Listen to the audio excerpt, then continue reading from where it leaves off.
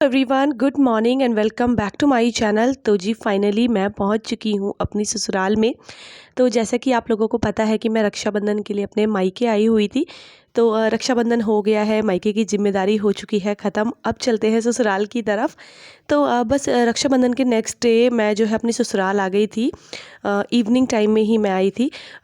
ये जो वीडियो है ना, ये सैटरडे का वीडियो है। तो बस सुबह सुबह जो है मैं पहुंच गई हूँ खेत में, क्योंकि मुझे करनी थी नाश्ते की तैयारी। और आज जो है नाश्ते में बनेंगे आलू बैंगन। तो बैंगन लगे हुए थे, मैं फ्रेश बैंगन यहाँ पर तोड़ के ले आई हूँ। और जो है अब इनको कर देते हैं कट।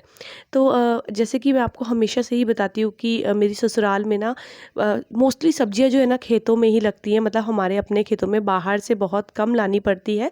तो अभी भी बहुत सारी सब्जियों का सीज़न है। सामने आप करेले जो देख रहे हैं ना, वो भी हमारे खेत के ही हैं। अभी मैं फ्रेश बैंगन तोड़ के लाई हूँ।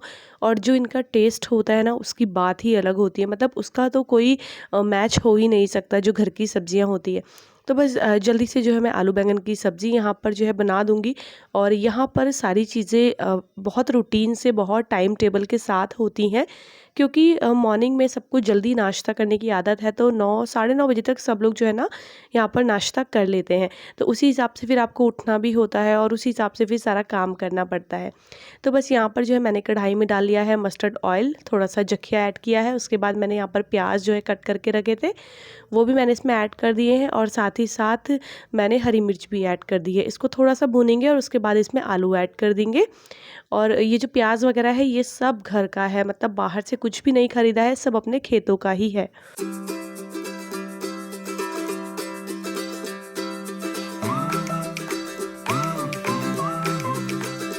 से ही प्याज और आलू थोड़े से भुने, उसके बाद मैंने इसमें बैंगन भी ऐड कर दिए हैं। और बस अब इसमें जो है ना सारे मसाले ऐड करेंगे और ढक के पकाएंगे। और जब से मैं हरिद्वार आई हूँ, मेरी हो गई है तबीयत ख़राब, क्योंकि यहाँ का मौसम बहुत अजीब मौसम है। और जैसे हम लोग नोएडा रहते हैं ना, तो गर्मी वहाँ भी होती है, बट यहाँ की गर्मी बहुत ही ज़्यादा गंदी है। तो ऐसा हो रहा है कि एकदम से एसी में और फिर बाहर गर्मी में, तो कोल्ड और कफ़ बहुत ज़्यादा हो गया था मुझे। तो अभी आपको मेरी आवाज़ से भी लग रहा होगा, अभी तक भी जो है ना मैं ठीक नहीं हुई हूँ। तो बस मेडिसिन ले रही हूँ, तब तक ठीक रहता है। जैसी मेडिसिन छोड़ दो फिर वही वाले हाल हो जाते हैं। तो बस यही है कि यहाँ पर जो कोल्ड कफ़ है ना, वो थोड़ा मतलब देर में ठीक होता है। तो चलिए, वो तो जो है ठीक होता रहेगा। यहाँ पर सब्ज़ी जो है बन चुकी है, मैं साथ के साथ रोटियाँ भी बना रही हूँ। साथ ही साथ ना मैं बच्चों को भी सर्व करती जा रही थी। तो बस यहाँ पर गरम-गरम रोटियाँ मैंने बना ली हैं। फ़िलहाल पराठे जो है मैंने बिल्कुल बंद किए हुए हैं, क्योंकि बच्चों को भी कोल्ड और कफ़ हो रहा है और मुझे भी हो रहा है। और यहाँ पर ना अभी जो है मेरी ननद का बेटा भी आया हुआ था। तो होता ही है ना, जैसे बच्चे आते हैं ना, तो मेरी ननद के भी दोनों बच्चे हैं, तो वो बच्चों से मिलने के लिए आ जाते हैं। और दोपहर में मेरी ननद भी आएगी मुझसे मिलने के लिए। तो मतलब होता ही है, जब आपकी भैया भाभी आते हैं तो फिर नंदें आ ही जाती हैं ना।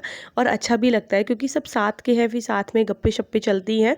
तो ससुराल में भी टाइम कब बीतता है ना, मुझे पता ही नहीं चलता। तो यहाँ पर तीनों बच्चों को मैंने नाश्ता दे दिया है, वंशिका, वेदांश और साथ में जो मेरी ननद है उनका बेटा है।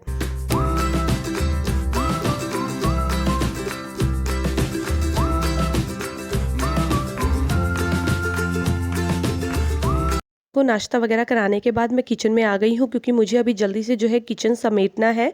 क्योंकि यहाँ पर जो है मम्मी जी ने हाउस हेल्पर लगाई हुई हैं, तो झाड़ू वगैरह के लिए वो आ जाती हैं। और मॉर्निंग जैसे नाश्ते के बर्तन होते हैं ना, उसके लिए भी वो जो है कर जाती है काम, बर्तन वगैरह धो जाती है। फिर हमें जो है दोपहर के और रात के जो बर्तन होते हैं वो वॉश करने होते हैं। तो बस इसीलिए जल्दी से मैं पहले किचन वगैरह समेट दूँगी, ताकि वो आ जाएँ तो फिर अपना काम ईज़िली कर लें। हाँ, किचन वगैरह की क्लीनिंग हम लोग खुद ही करते हैं, क्योंकि होता है ना कुछ काम अपने हाथ से ही करे हुए लगते हैं। तो किचन विचन क्लीन जब तक खुद से अपने हाथों से ना कर लो ना, तब तक जो है एक संतुष्टि सी मिलती भी नहीं है। तो बस इधर जो है मैंने कर लिया है पूरा किचन क्लीन। और अभी नाश्ता मैं करूँगी नहाने के बाद। फिर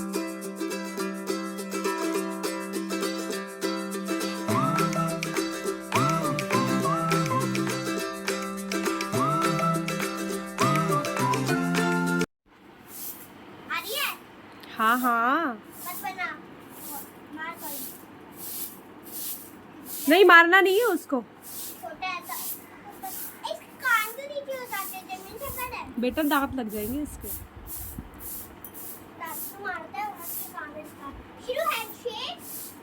ये देखो कितना अच्छा है।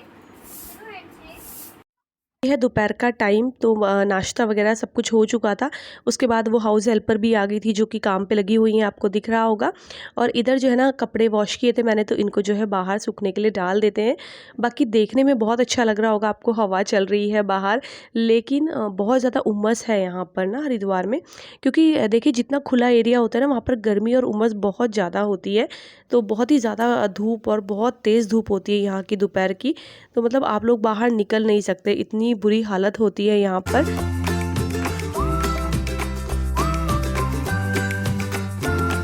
पर जो है घर का और जो काम था वो भी हो चुका है, मतलब जो झाड़ू पोछा जो मॉर्निंग के हमारे काम होते हैं वो हो चुके थे। और उसके बाद फिर मैं चली गई थी खाना बनाने के लिए, क्योंकि जैसे कि मैंने आपको बताया कि मेरी ननद भी आने वाली थी। तो बस यहाँ पर जो है ये दोपहर का टाइम है, खाना वगैरह बन चुका है और अभी मैं यहाँ पर जो है ना खाना सर्व कर रही हूँ। तो मैंने बनाई है तोरी की सब्ज़ी और चावल। तोरी भी हमारे जो है खेत में ही लगी हुई है, आपको दिखाऊंगी। तो यहाँ पर जो है ना हम लोगों को तोरी की सब्ज़ी और चावल बहुत ज़्यादा पसंद है, स्पेशली उसमें नींबू डाल के जब खाते तो बहुत मज़ा आता है। तो मेरी ननद भी आ चुकी है हेल्प कराने के लिए, तो मतलब ऐसे ही मिलजुल के काम होता है। जैसे मैं खाना सर्व कर रही हूँ तो वो बच्चों को दे देंगी, तो सारे काम जो है ना वो मिलजुल कर हो जाते हैं। ये इवनिंग टाइम है, तो मैं ना यहाँ पर खेत में गई हूँ भिंडियाँ तोड़ने के लिए। बहुत सारी भिंडी हो रही थी, लेकिन भिंडी तोड़ते हुए एक दिक्कत आती है कि भिंडी के पत्ते होते हैं ना, उसमें कुछ खुजली सी होती है, अगर वो बॉडी में लग जाए ना। तो मैंने ना दुपट्टे को पूरा जो है ना अपने को कवर कर लिया था दुपट्टे से, लेकिन इसके बाद भी मेरे हाथों में उसके बाद जो मतलब खुजली हुई है ना, मुझे पता है मतलब बहुत ज़्यादा चुभन वाली खुजली होती है। ऐसे लगता है कुछ कांटे से चुभ रहे हैं और बहुत ज़्यादा मतलब हालत ख़राब हो जाती है। और एक तो हम लोगों को आदत भी नहीं है ना इस तरीके से भिंडी के पेड़ों के बीच में जाने की। तो थोड़ी बहुत जितनी मुझसे टूटी मैंने तोड़ ली, बाकी मैंने छोड़ दी थी क्योंकि मेरी हो गई थी हालत ख़राब।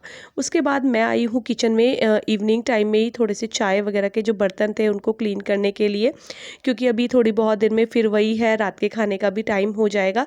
तो साथ के साथ जो है बर्तन वगैरह धुलते रहते हैं, तो फिर सिंक जो है खाली रहती है।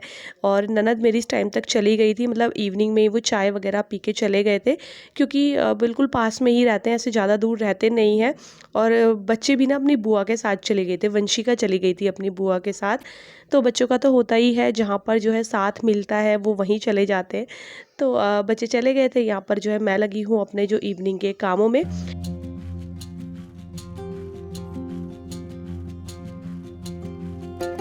बस यहाँ पर बर्तन वगैरह धुल चुके हैं, उसके बाद रूम में चलते हैं। थोड़े से जो कपड़े हैं जो कि सुबह धोए थे वो सूख चुके हैं, इनको भी फोल्ड करके अपनी अपनी जगह पे अरेंज कर देते हैं। तो ऐसा होता है ना कि अभी बैग है तो वही है कि बस फटाफट कपड़े जो है इनको फोल्ड किया और अपने बैग में अरेंज कर दिए। तो ये है कि कपड़े भी ज़्यादा फैलते नहीं है। तो बस यहाँ पर मैं जल्दी से कर दूँगी कपड़े फोल्ड। लोगों के कमेंट्स आ रहे थे कि दी आप अपने मायके में बहुत ज़्यादा खुश रहते हो, तो ऐसा कुछ नहीं है। मायके में तो मैं बहुत खुश रहती हूँ, उसके साथ में ससुराल में भी उतनी ही खुश रहती हूँ, क्योंकि मुझे दोनों ही जगह बहुत पसंद है। और यहाँ दोनों जगह पे ही ना टाइम मतलब कब कट जाता है पता ही नहीं चलता है। इनफैक्ट मायके में तो एक बार को मैं बोर हो भी जाती हूँ, क्योंकि मुझे ना बहुत ज़्यादा वहाँ पर लगता है कि मैं क्या करूँ, लेकिन ससुराल में बोरियत बिल्कुल भी नहीं आती है।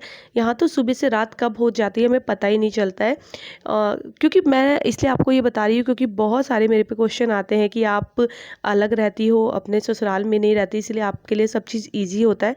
बट ऐसा नहीं है, मेरे लिए सब कुछ ईजी इसलिए है क्योंकि मैं सब कुछ अपना ईजी करके रखती हूँ।